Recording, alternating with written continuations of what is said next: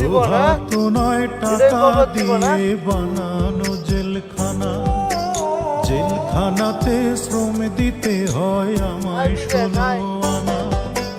গরিব হওয়ার অপরাধে জেলখানাতে আসি, শ্রমের দামে ঘামের দামে ফোটাতে যে হাসি, আমির মুখের হাসি আমি জেলখানাতে আসি।